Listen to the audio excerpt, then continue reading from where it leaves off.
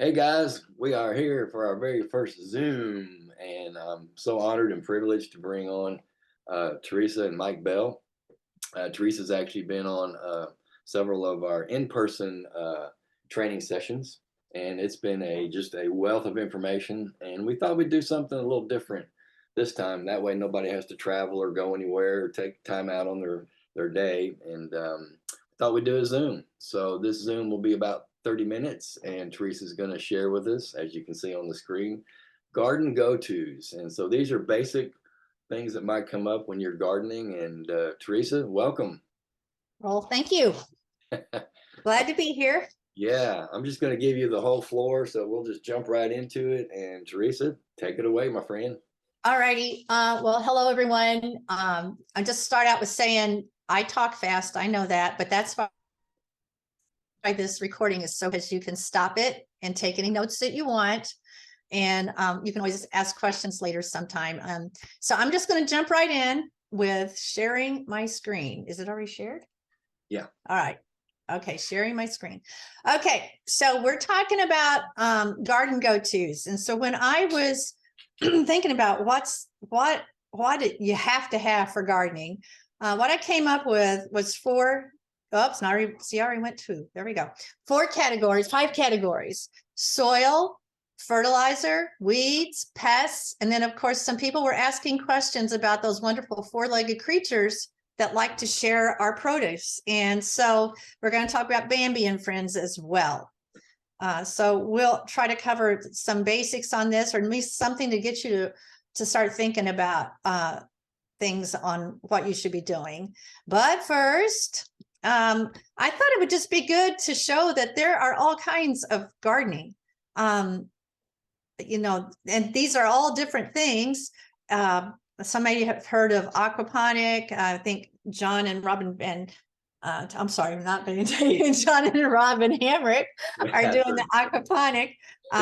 Some people do the back to Eden. There's all different kinds. I just learned about biodynamic this spring, and I'm really intrigued by it. I'm going to be trying that with some grains. So there's just all kinds of gardening. So this is just for your reference that you go, well, what in the world is hugelkultur? Well, look it up and you'll find all kinds of stuff. So that's just for your point of information. So the first thing we're going to dive into is soil. So soil is your foundation. It's the key to your success. You can have strong results in a wide variety of garden soils, but some are easier to work with than others. So it's very important that you know what kind of soil that you're working with.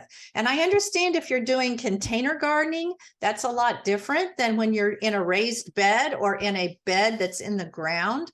But you still need to know about the soil. You just don't want to go get any bag of soil somewhere to pour into your container. You need to think about what is its properties and read up on what's on that bag and make sure it's what you want. You don't want to go buy a thing of black cow, which is mostly manure, when you need seed starting mix. And you don't want to put seed starting mix when it needs to be a container mix. So you need to have a little bit of a basic understanding of what you're doing. So that's the first step. Once you know this, then you can figure out what you need to do with your soil to make it work at its optimum. So it's very important to know what's in your soil. So soil tests are a really great source of information. Not only can you identify pH levels, which are very important, but you can also learn about elements such as potassium, phosphorus, and nitrogen, which are your key 3 elements that your plants need through their cycles of growth in different varieties or different amounts at different times. So you can go get your soil tested. If you go to the University of Tennessee Extension online, you can find a local extension office, and you can bring in a little container of soil, and I think it's $17. And they'll do a full run on your soil, and they will let you know all kinds of stuff about what's in it.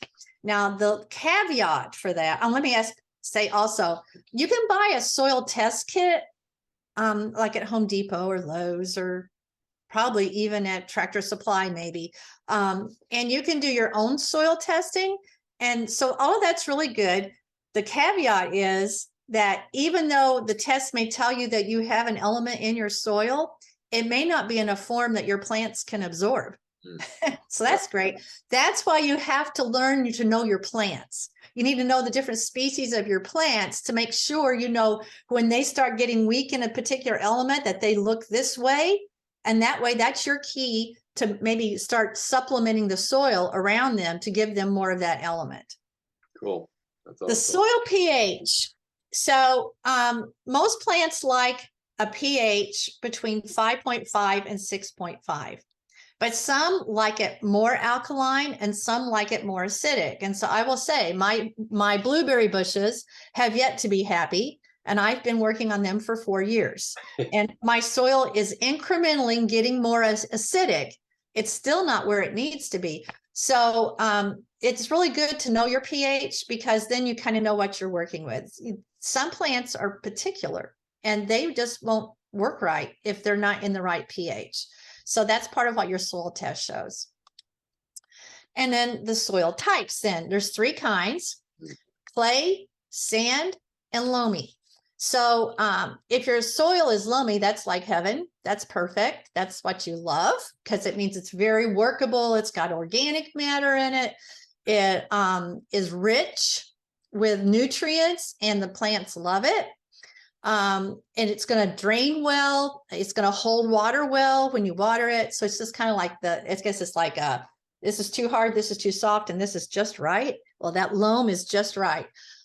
Clay, which is what we have around our area, is very compact. It almost acts like clay, doesn't it? When it gets wet and then it dries, it's like hard as a rock. And then and so what happens is it'll hold on to water, but then sometimes it won't let loose of it. And then you've got sandy soil that like water runs right through it. And the next thing you know, the ground's dry. So there's all these different soils. So if you don't have perfect soil, then what you have to do is start adjusting it, amending it with different things so that it will bring it closer to loamy or loam.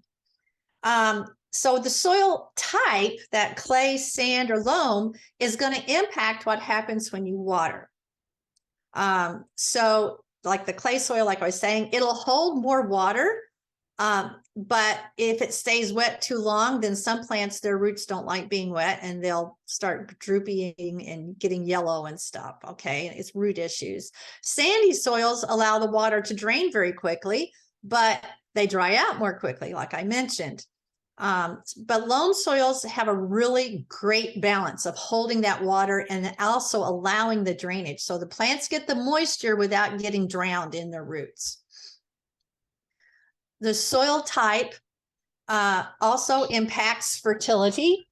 So just like water, the clay is going to hold on to the nutrients, the fertilizer, a little bit longer, may have some issues turning loose of it so that the plants can actually access it. Your sandy soils are going to have less capacity for storing that plant food to use over time. So it's very important that you match your fertilization routine to your soil type, and that'll help your plants thrive.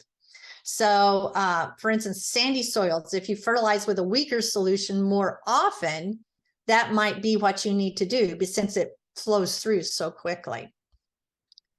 And then a little bit more here. So compost, that's one of my favorite things. Yeah. Compost is not fertilizer.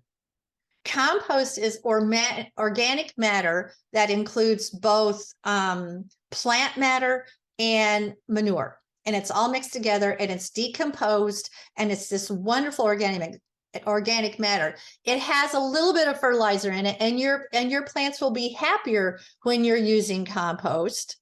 But you can't just depend on the compost without other fertilizers. Usually, that's, everybody's place is going to be a little bit different. There's all kinds of places to get compost. You can make your own, and there's tons of information on how to compost, from very difficult ways, complicated, to extremely simple. And so if you like to be frugal and you want to utilize all your food scraps and stuff like that, you can make a little compost pile, really little, right off your patio, and it's not going to smell. So if you do it right. Yeah. So, Oh, so it's a little bit of an art to it, but like I said, there's tons of information on it. You can also find free sources of compost. So Mike and I drive an hour away about every 6 weeks to a horse farm where this lady boards horses, and I get stable where she's cleaned out her stable. So it's sawdust and horse manure, and it's already started aging there. And we take a whole trailer load, and then I pile it here. And then I like to let it sit a couple more months, but then I can put it directly to my garden beds, and they love it. that's great. Municipalities a lot of times will have compost available. Sometimes you can buy really special compost from the zoo. You can buy compost in bags or in bulk at garden centers. So it's highly and readily available, and it needs to become one of your go-to items that you always have when you're gardening. Even in containers, you won't need a lot for a container, but boy, adding that compost to it, it can just like spice things up great. And then we have the earthworms. So you see what's going on top of your soil. But what we don't see is this entire ecosystem that's just beneath the surface of the soil. It's full of organisms. Earthworms are one that we love because they not only break up the soil and make room for oxygen, they also leave their castings, which is fertilizer, and the plants love it.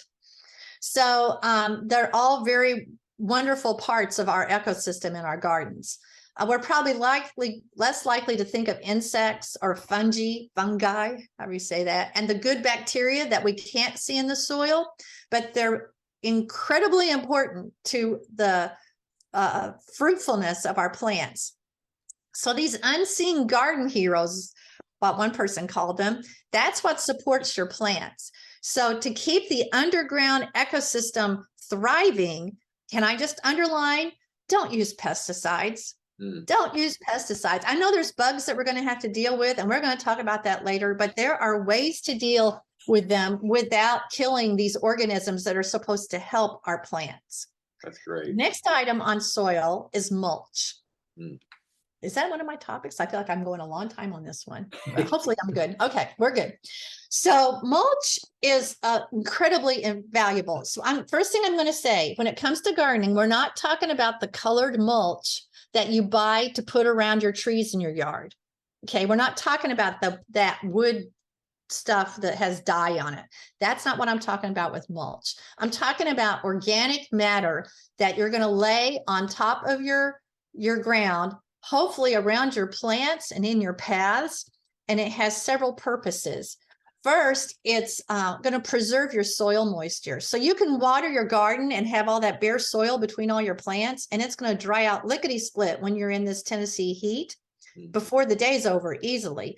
Or you can mulch with an organic matter, and it's going to hold that moisture in, and it's going to cause the plants to have a much more level amount of moisture, and the moisture is going to wick away much more slowly. So it saves on your water bill.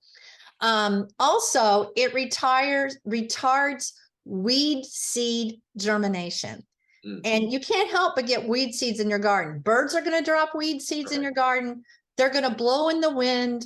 There's going to be things happen, and you're going to find weed seeds. So what happens is your mulch will block out those weed seeds from growing. It's going to be just a wonderful friend. I can just say it's a wonderful friend to not have to do weeding. So in addition to those two primary benefits, it will also insulate your soil from the high temperatures that are so prevalent here in Tennessee, which can hurt the roots of your plants. It'll decrease the water evaporation, like I said. And if you use the organic mulch, it's going to break down over the years. So by the time the next spring comes along, you can just turn that right back into your soil, and you have more organic matter. Actually, you can do it in the fall when you're finished. You can roll it under, and it's got all winter to decompose, and it's just enriching your soil all over the place.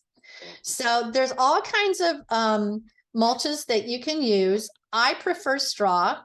But you need to be careful when you get straw to make sure, if you can, that there's not a lot of seed heads on it, or you'll be planting seeds.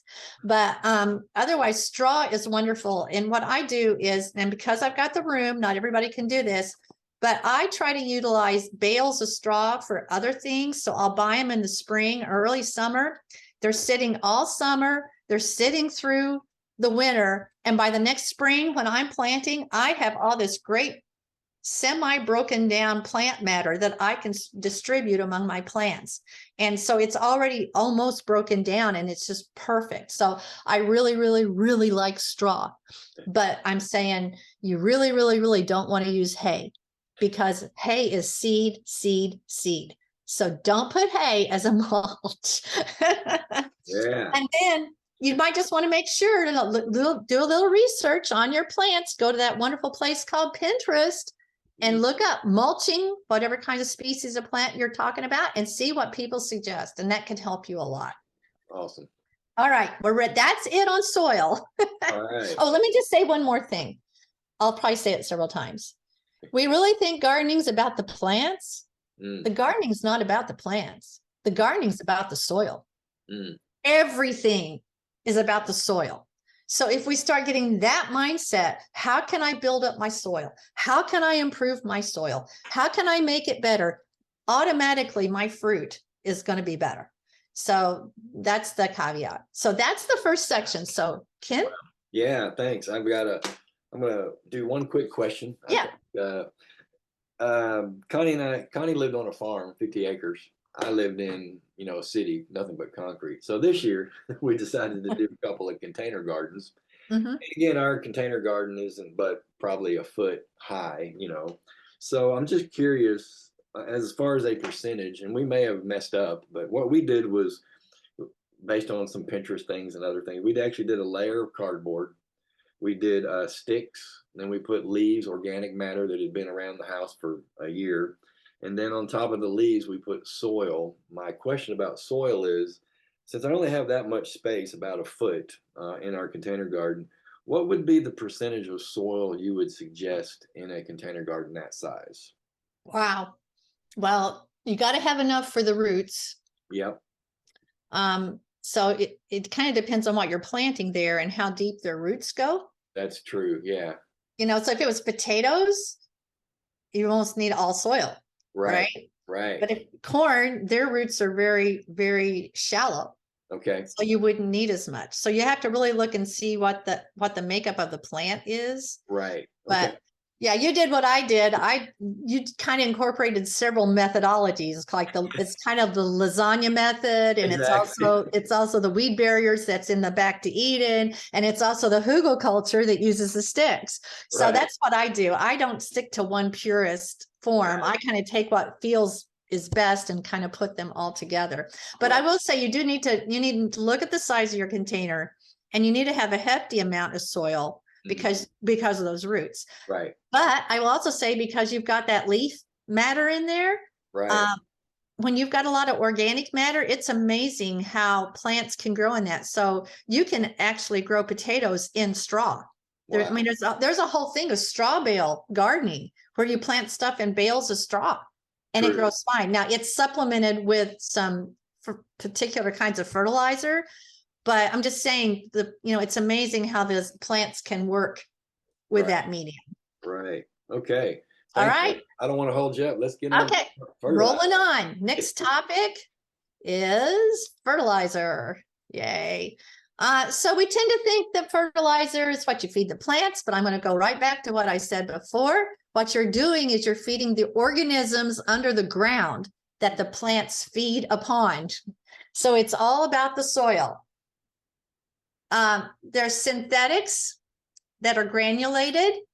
And you find those in all the garden stores and the big box stores, and a lot of times they're going to target a particular kind of plant. So there's a lot of lawn fertilizers, and you don't want to put a lawn fertilizer on your garden plants. They need their own food.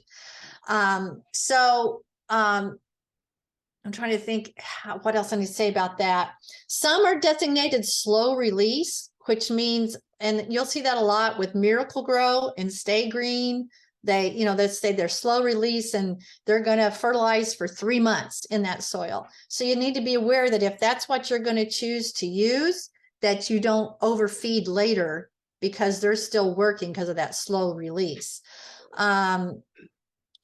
then there's the organic, and that's what I'm kind of getting more and more into organic just because it's more whole. So I like organic stuff. So generally speaking, products that are composed of organic matter, and they're going to have like composted animal manure, bone meal, leaf litter, those are all considered organic. An advantage of using a naturally derived fertilizer is it automatically releases nutrients slowly. So it's not a chemical thing going on. It's just what it does by nature. The second advantage of using a naturally derived, I'm having a good time talking today, derived fertilizer is its positive impact on the soil being able to hold on to nutrients and hold on to water and to hold on to air. So they tend to be more expensive, but to me, I think they're worth it. That's good. Now, you might have noticed on all these bags, there's these 3 numbers. And on fertilizers, there will always be the 3 numbers, and they're always the same order. And they are showing the ratio of the 3 main elements. The first one is always nitrogen. The second is always phosphorus. And the third is always potassium. And so I've learned so much. It's really interesting. So you have nitrogen, phosphorus, potassium. Nitrogen encourages leaf growth. So in a lot of ways, that's what you want early in the season, so that because you want lots of leaves so that there's lots of photosynthesis, so there's lots of growth happening in your plant. But as you go along in your growing season, you need to be encouraging the roots. And that's what the phosphorus does. So maybe you want to move over to something that has less nitrogen and has a higher ratio of phosphorus. And then potassium builds plant health and helps it withstand stresses, which is very important in Tennessee because of the heat. That's a stressor on the plants. So, midway towards the end of your season, you may want to be fertilizing with a higher level of phosphorus and potassium than nitrogen content. So it's very intentional. And this is something I'm doing a lot more of this year, is this intentional looking at what my plants need. So you need to learn the seasons in your particular plant's growth cycle. Does it put out a lot of leaves at first? Does it just put a few and all of its interest is down in the roots? Whatever your plants do, that's the way you want to supplement their feeding. So that's also, just besides a regular fertilizer, there's these specialty guys. And I say learn the tricks. Blood meal, bone meal, Epsom salts. Oh my goodness, you can read about so much. Also, you can make a tea out of banana peels. Soak banana peels in water for a couple of weeks, and that's like a massive potassium boost for plants. So plants like tomatoes, that you'll get the blossom end rot, it's because of a lack of calcium. So you find sources of calcium and make yourself a spray the fruit, spray the leaves, and that helps the plant grab in what it needs for that time. So education is the key. You got to find out what works for your stuff and then start working with your plants. And we're already done with fertilizer. How you like that? Wow. Anything on that? That's incredible. Yeah, I had no idea. No wonder my plants don't grow. I just buy them from Lowe's and stick them in the ground. Well, yeah. When we think, I put plant soil in, and it says that it's gonna fertilize it for 3 months. Yeah. But that's incredible. Fantastic. That's good. You got to know the plants. Yeah. Yeah. Yeah. Okay. Next item. Our favorite friends, weeds. They can be the bane of your existence. Yes. And that's because they are not only ugly, although there's a lot of weeds I really like. I'm kind of like Karina. I like all those flowering weeds, and I have a hard time cutting them down because if they have flowers, I like them. But in this instance, like this slide, they're not so pretty. But that's not the only issue. They compete for the nutrients with your plants. So if you don't get rid of the weeds, they're taking what you're trying to feed your plants. And also even oxygen, they cram up the soil and they start robbing that oxygen also. They can impact the health of your plants. There's some plants like your squashes, they do not like to have even their own leaves packed in. They need lots of air above the soil And so if you don't have a good airflow with your squash, that's where this horrible powdered mildew comes on, because the fungus that grows, because there's not enough air movement between the leaves. So the weeds are really a pain, and you want to get rid of them. But then how do you do it? How do you do it? So I'm going to give you a mini plan. Okay. Yeah. Step one, stop planting weed seeds. Now, people that are in that back to Eden gardening and no dig method gardening, they always say, never disturb the soil. You're never supposed to disturb the soil. And as I've already said, if you've got clay, you're going to have to disturb your soil. You need to till it. But once you've got it tilled and you start amending it, don't keep tilling it. You just need to keep giving it what it needs in organic matter, laying stuff on it. I grow comfrey around my yard so that I can lay comfrey leaves on top of my beds, because it's an organic matter, and it will build the soil. It'll make it nice and light and fluffy, and you don't have to keep digging every year. So first step, stop planting the weed seeds. Like I said, just try not to turn the soil more often than you have to. Got it. So next step, remove existing weeds. Now, if you have a weed problem, it's never fun having to go into a bed full of weeds and try to get them out. But, old time, we always hoed, right? You hoe the rows, and what that does is that cuts the weeds off at the surface, but it doesn't do anything for the roots. And as most plants are, if there's roots, they're going to put up leaves again. And so you have this cycle going on. Hoe it, and here comes some more. So what you want to do is actually remove the weed, root and all, which means digging it out. And that's not fun. But you know what? If you start when you first plant, and every day you pick out those little 1-inch high weeds and pull them out, they come right out, root and all. So easy. So try not to put it off. Try to get in there and get them out. Step 3. Prevent weed seeds from getting into your soil. Back with that wonderful thing that I love, mulch. So it's wonderful. And it can't be light. You just can't have it so lightly on that you can see all the ground underneath it. You need to make sure that it's enough, 2, 3, 4 inches, so that it is really protecting the soil from those weed seeds getting in. That's great. And oops, I do that twice. Oh, this is my added note. So what I do, I'm learning my methodology that works best for me.